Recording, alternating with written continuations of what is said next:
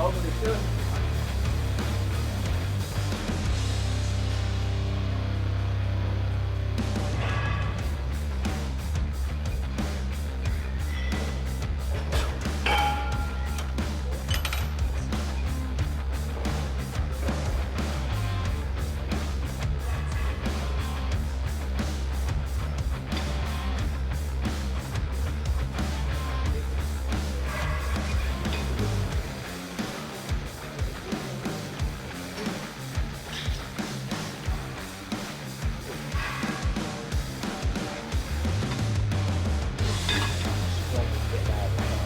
Yeah.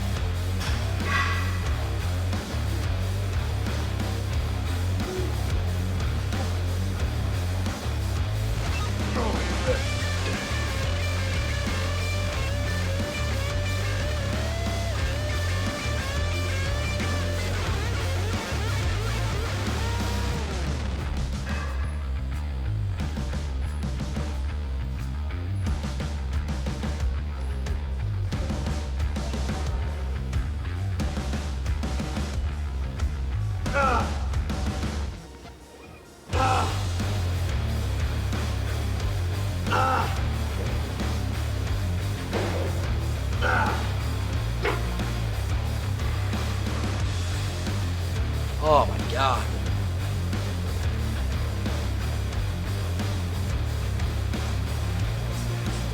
Yeah.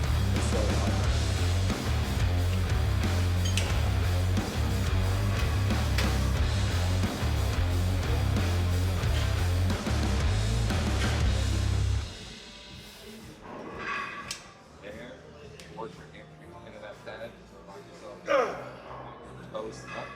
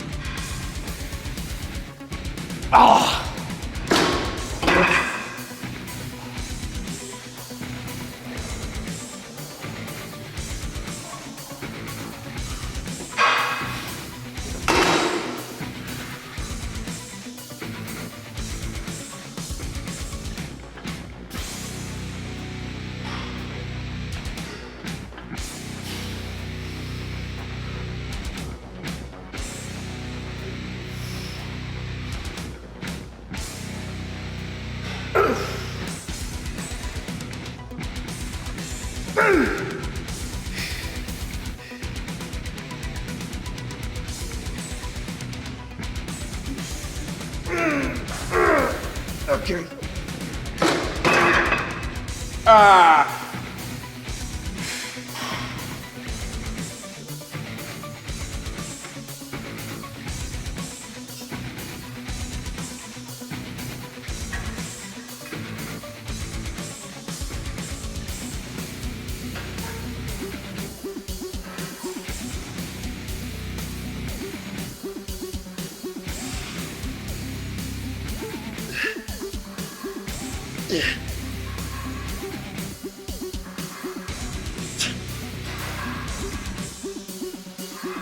Okay. Oh.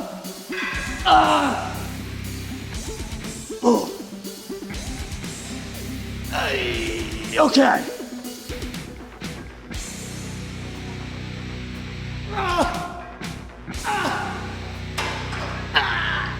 Oh. Oh. Shit.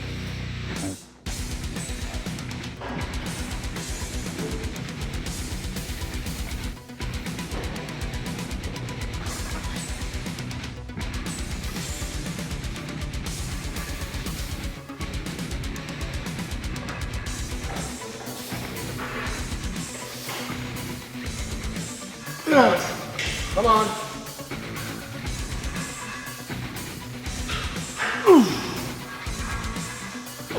Come on.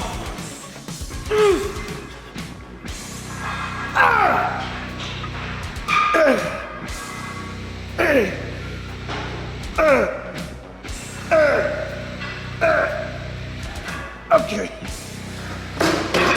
Fuck.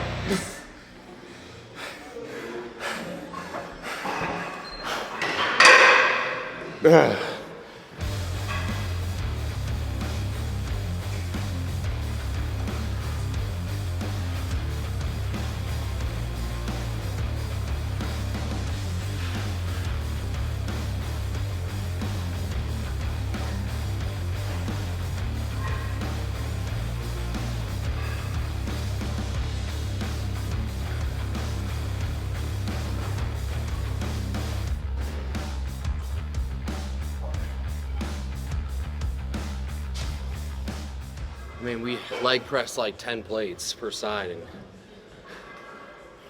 doing like a deficit sumo squat with a kettlebell, and it's just absolutely brutal.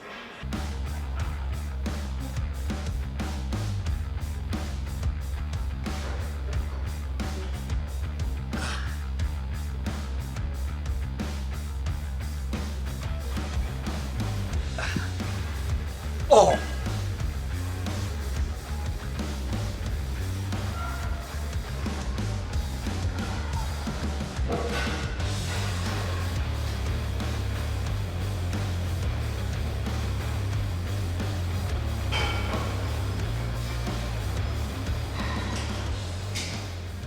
So the reason that I'm doing this is for a few reasons. One, it's very difficult for us. Neither of us are the most limber of gentlemen, so to be able to perform this movement properly, you have to have good hip mobility. You know, because again, we're in a sumo stance, we're at a deficit, so we're actually trying to go below what we normally would be if we were just on the ground. Because we would be touching that kettlebell on the ground far shy of where we're at on our range of motion with the blocks that we're standing on. So it's improving our hip mobility because it's forcing us into a further stretched position, one that we don't want to be in, our bodies don't want to be in it. So again, we kind of have to get comfortable being uncomfortable. And by doing this, and we'll continue to do this, simply to just continue to improve our mobility in our hips, which will translate to a lot of our bigger movements as well. It'll also help prevent us from getting any like lower back issues or extensive lower back fatigue or those like lower back pumps during the workout, because we'll have improved hip mobility and the strength through our hips. Because a lot of times what will happen is hips start to fail, and then what happens? The weight starts transferring into other muscle groups, QLs start to take a beating, erectors start to take a beating, and then voila, lower back pain, lower back pumps. Then you're not able to train to the capacity that you would like to. Especially with us, with me being in an off season, that's something I experience pretty frequently. So this is a movement that we can use to kind of strengthen that and trying to fight that off as much as possible. Also, it's a great movement for us because we both have great connection and can target our glutes really well in the glute ham tie-in on this. If you saw on the last of his reps, he was going really slow on the concentric. That wasn't because he couldn't lift it faster or because he was failing that much. He was trying to squeeze every last bit out of the glutes as much as possible. So that was actually more of like Justin slowing the rep down as he's getting into a closer proximity to failure to just tax the muscle group that we're targeting to the fullest capability, and then cutting the set short without letting other muscle groups start to take over. So moral of the story is do stuff that challenges you, do hard things, and do things that are also going to help you translate into some of your other movements. Well said. Thank Well you. spoke. Well spoke.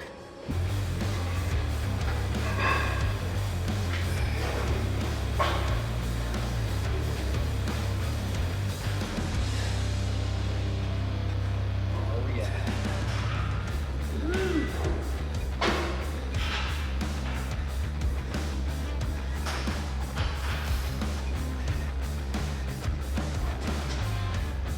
Yeah.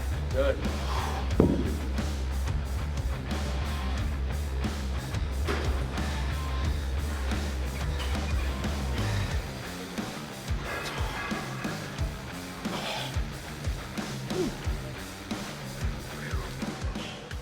That's all she wrote for this one.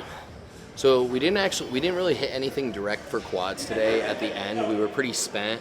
I really wanted us to go like all in on that leg press variation that we did today. So, you know, we did a very heavy top set, and then worked ourselves down to, you know, a really high volume drop set, which was, you know, pretty aggressive burnout. And we also added a lot more glute to this workout. We did 3 exercises that were directed directly towards glutes.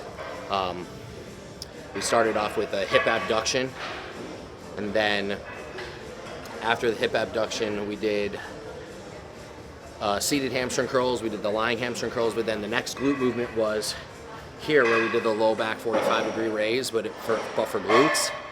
Then we went over, hit the leg press, and then came back over here. So that we had 3 specifically glute dominant exercises, which, you know, kind of drained us of energy. 2 direct hamstring curl movements, and then 1 just like posterior chain based leg press. So pretty spent. No need to really try and hammer it anymore. I mean, our quads are still getting hit when we're doing that anyway. So it's not like we're, you know, missing them at all. I mean, I have a little bit of a quad pump now as is. So, and we're kind of tailoring with the training right now still. So we have we have kind of like a week A variation and then a week B variation. doesn't really matter which week is A or B. It wouldn't matter which one we call this week technically, but this is not the same hamstring day that we'll do next week. That one will be a little bit different. We'll add, the single leg hamstring curl will be in the mix. We'll still do adductors. Some of the movements will still stay the same. Next time we will likely do the Rogers pendulum squat pro as opposed to the leg press variation, and then we'll also hit some quads specifically on the end of that hamstring day. So, but as always, guys, if you have watched this far, thank you so much. Please like, subscribe, and share. We'll catch you next time. Peace out. Bye.